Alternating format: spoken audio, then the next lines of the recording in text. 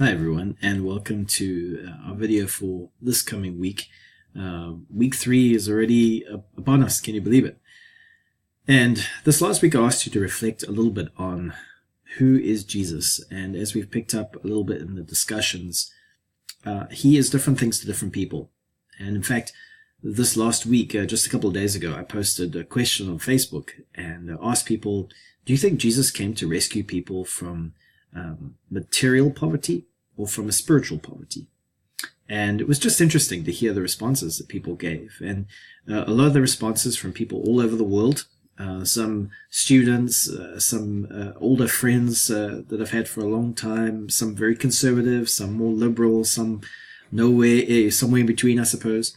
And what was interesting was that often the response is really born out of our own context, born out of our own belief system that we've perhaps held on to for a long period of time.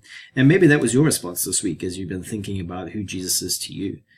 And as we continue to this week think about what it actually means to follow him, I think as we get into some of the works by Bonhoeffer and consider in our reading the cost of discipleship and what Jesus actually said about those that follow him. And what's interesting about that is that very often people think that following Jesus is an easy thing.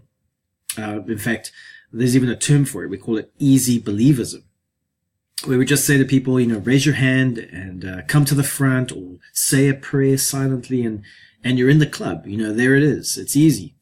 And what I think we'll discover this week is that it's not so easy. In fact, Jesus spoke quite openly about the fact that it would be very costly, perhaps even costly to your own life physically, to follow him.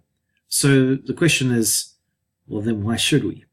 And I want us to wrestle with that a little bit this week, because if we truly are going to follow this rabbi, this teacher, then it means something, and it ought to have implications for our life. So let's consider that this week as we journey.